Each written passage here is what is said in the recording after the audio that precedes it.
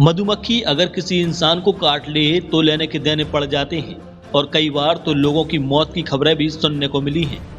लेकिन आपको ये जानकर अचरज होगा कि जिस मधुमक्खी को देखकर लोग भागते हैं और कहीं डंक ना मार दे, इससे बचते फिरते नजर आते हैं।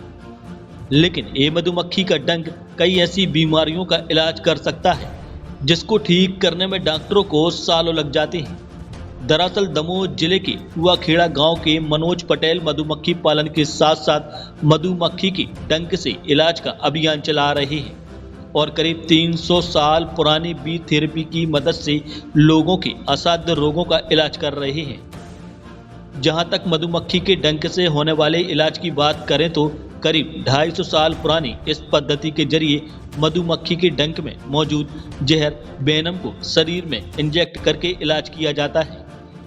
ये इलाज घुटने, पीठ, कमर, सरदर्द, माइग्रेन और गठियाबाज जैसी बीमारियों में काफी कारगर है।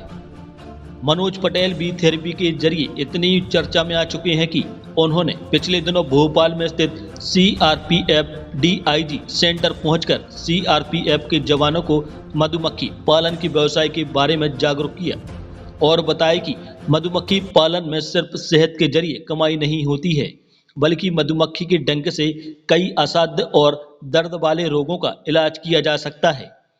ये पद्धति भले ही कम चर्चा में हो, लेकिन जो इसके बारे में जानते हैं वो इस पद्धति से इलाज जरूर कराते हैं।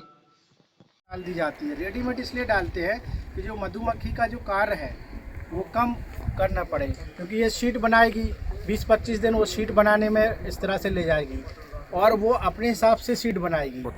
ये एपीथेरेपी है, मधुमक्खी के डंक से घुटनों का इलाज और जितने भी न्यूरॉन्स से रिलेटेड हैं अपने उनका इलाज, घुटने में दर्द है, थायराइड का इलाज और डायबिटिक का इलाज।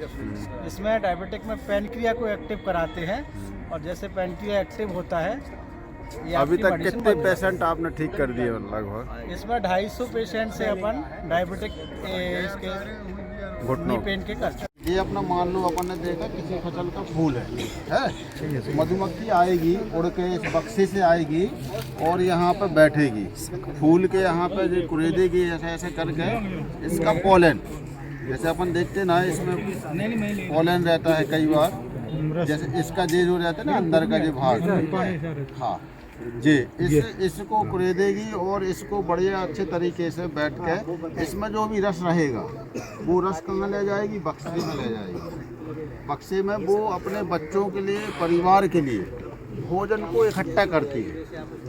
इकट्ठा इसलिए करती है कि जब उसको भोजन नहीं मिला, जैसे अपन लोग साल भर के लिए खाने के लिए रख लेते, ऐसे वो भी अपने परिवार बच्चों के लिए शहद को, पोलन को और अन्य चीज़ों को इकट्ठा करके बक्से में छत्ते के रूप में रखती है। फिर उसको जब उसको भूख लगती है, जब उसको ज़रूरत पड़ती है तो वो उसको धीरे धीरे खाना शुरू कर देती है और उसको बैग से ढक भी देती है कि इसमें कोई दूसरा कीट ना खाए और नुकसान ना हो, लंबे समय तक इनका जो भोजन है वो स्टोर करके रखा रह सके। तो फ्लावरिंग अगर अपन देख रहे हैं, इसमें बढ़िया फ्लावरिंग आ रही है। अगर यहाँ मधुमक्खी रखी है तो इसमें और फूल बनेंगे, और फूल बनेंगे तो और बीज बनेंगे, और बीज बनेंगे तो और पौधे तैयार होंगे। अभी अपन कह सकते हैं कि अगर यहाँ पे अच्छे मधुमक्खी अपनी बढ़िया तैयार हो गई तो आने वाले समय में यहाँ और घने पेड़ पौधे हो जाएंगे। यहाँ का क्लाइमेट मधुमक्खी की वजह से वातावरण सुधर जाएगा और अपन को पता नहीं चलेगा कि कैसे सुधर रहा। आसपास के गांव वालों के फसलों का उत्पादन भी बढ़ने लगेगा, फसलों का उत्पादन भी बढ़ेगा, जो भी फसल वो लगाते हैं। ये इसका परिवार जितना फैलेगा, आसपास के पूरे क्षेत्र में जल, जंगल, जमीन सब जगह उन्नति आ जाएगी मधुमक्खी के करने से, ठीक है, पर्यावरण के लिए भी और अन्य चीज़ों के लिए।